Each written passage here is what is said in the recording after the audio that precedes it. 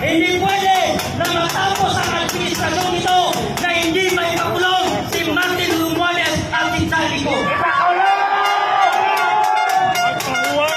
Kami po ay nananawagan, Mr. President Bongbong Marcos. Ano bang klaseng investigasyon ang kailangan ninyo? Hindi ba sinabi na ng Diskaya family? Hindi ba sinabi na ni Congressman Toby na sangkot sa pagnanakaw si Saldico pati si Martin Romualdez? Anong investigasyon ba ang kailangan? Ang taong bayan hindi naniniwala Bongbong Marcos na may patutunguhan at may mapupuntahan ang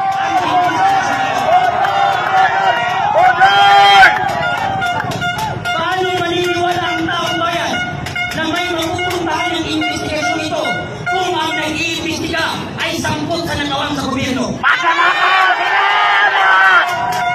Kaya ang taong bayan, Mr. President, patingan na tagapagsalita ng palasyo na si Claire Castro, kung ikaw ay sinungaling, huwag mong idamay ang taong Pilipino. Sinungaling! Biruin mo, saan ba nang nagaling ang fake news hindi ba sa tumawa ng Pangulong Bongbong Marcos? Kung sinabi niya sa kanyang zona na mahigit 5,500 ang flood control project na natapos, yan po ay sinabi ni BBM.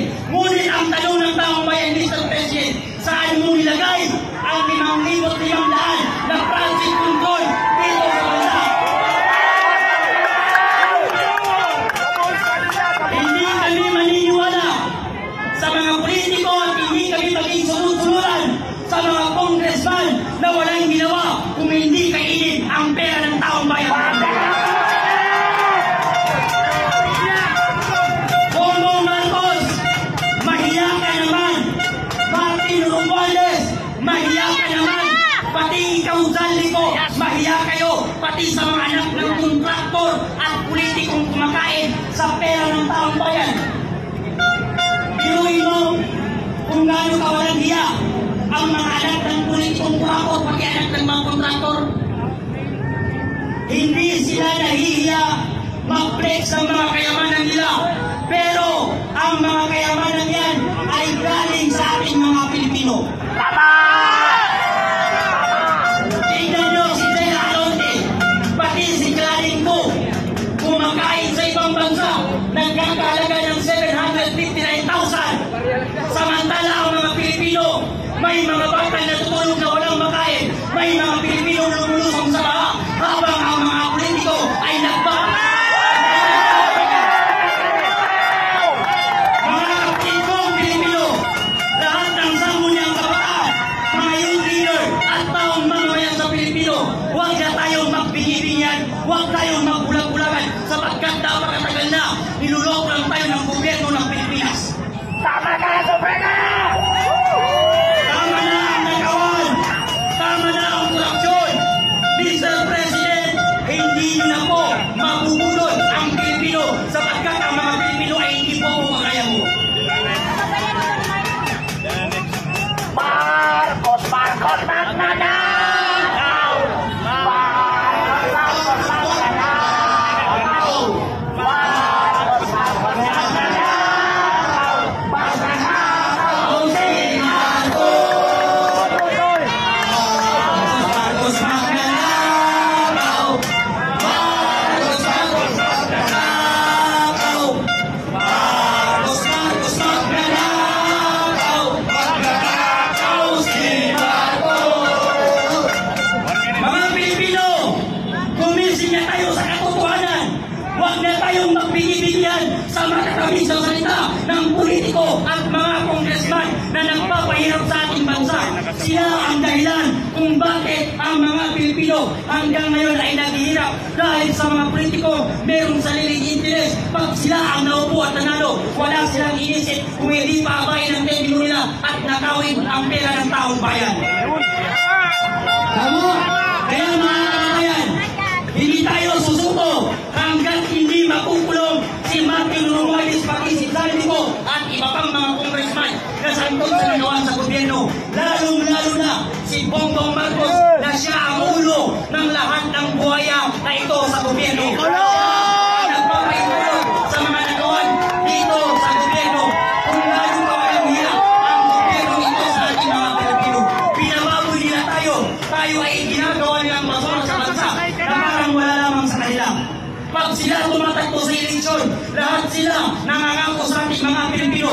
Pero pag sila ang naupo at nanalo, wala na silang pakialam sa ating mga Pilipino.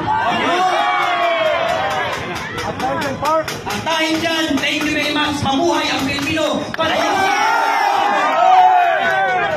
Kailangan dito mga kaibigan ay yung lakas, hindi yung puro lang salita.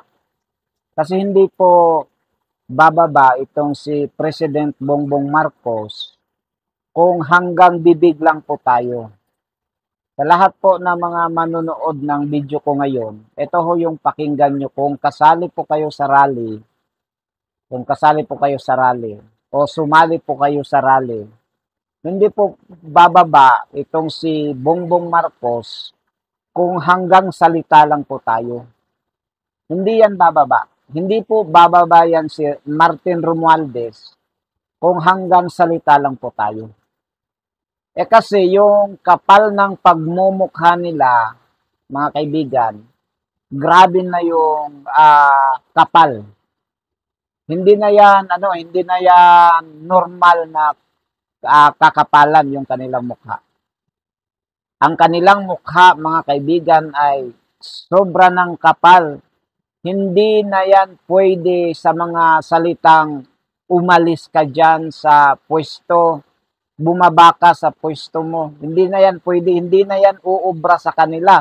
Dahil makapal na yung mukha nitong si Martin Romualdez at nitong si Bongbong Marcos. Hanggat walang kikilos katulad ng pagkilos ng mga kabataan doon sa Nepal at sa ibang lugar, mga kaibigan, na katulad ng kanilang mga ginagawa, katulad nung sa Nepal, hindi yan bababa, hindi yan magre-resign. Sigurado po ako. Kaya kung magrarally po kayo na hanggang bibig lang, hindi yan sila bababa. Kung ano rin itong mga taong to, itong si Martin Romualdez at itong si PBBM, kasi alam naman po natin na itong si PBBM at saka si Martin Romualdez ay magpinsan, hindi po talaga uubra yang sinabi niyong bumaba. Bakit po? Bakit ko po nasabi yan? Kasi magpinsan yan. Hindi yan uubra kasi nga po ang kakapal na talaga ng kanilang mukha. Totoo po yan. Kaya ang gawin po natin, itong magpinsan na to, kasi itong magpinsan na to mga kaibigan, ay sigurado po, sa Bisaya, nagkasinabot. Itong dalawang to. Alam ko po na yang si Saldico, si Martin Romualdez at itong si PBBM ay sangkot po sa Ghost Project, sa Flood Control Ghost Project. Alam ko po yan. Dati na yan sinabi ni VP Sara Duterte. Sinabi niya, mga kaibigan, na ang humahawak lang talaga sa budget ay itong si Romualdez at si Saldico. Sinabi na yan. Kaya yung sinabi po ni Martin Romualdez na wala siyang alam, hindi niya alam, siya po'y nagsisinungaling. Siya po'y nagsisinungaling, mga kaibigan, at hindi po totoo ang sinabi nitong si Martin Romualdez.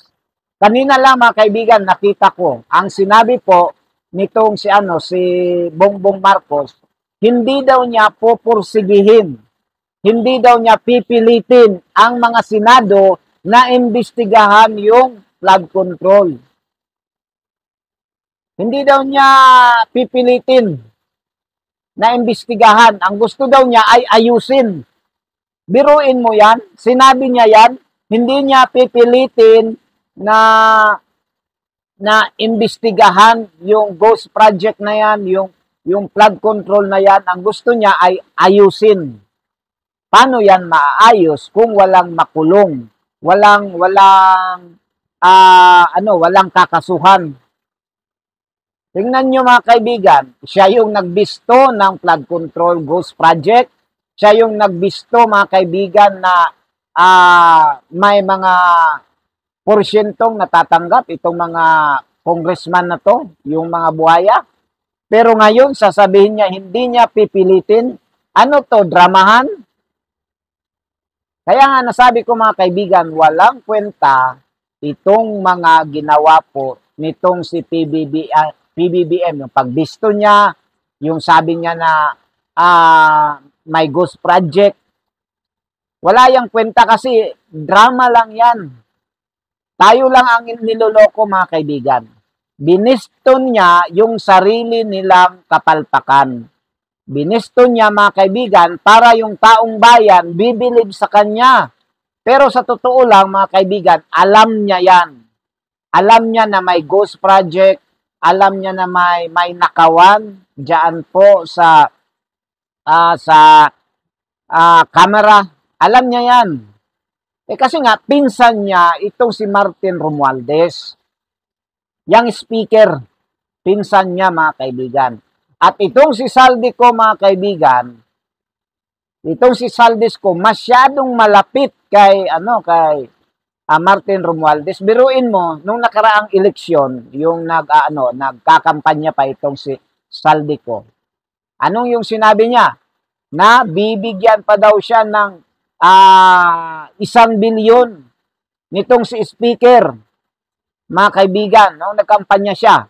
Siguro binigyan, lumaki yung pera, tapos ngayon wala na.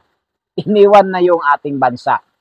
At siguro yung mga nanakaw niya, yung corruption na ginawa niya mga kaibigan, sigurado po ako na alam po nitong si Martin Romualdez at itong si PBBM. Kaya wag po tayong paloko at hindi po kaya kung ang gagawin natin ay magsasalita, babanat lang sa bibig, mga kaibigan. Hanggat hindi po tayo pupunta, eto pakinggan nyo to, hanggat hindi po tayo pupunta, mga kaibigan, sa palasyo at doon magkalampag, hindi po yan aalis. Kasi nga po, ang kakapal na po ng mukha ng mga taong iyan. Mga kaibigan, makapal na po. Masyado ng makapal. Kaya, hindi po obra mga kaibigan yung mga ginawa natin na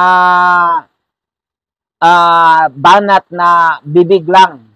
Umalis kayo, hindi po yan uobra. Hindi po yan uobra, mga kaibigan.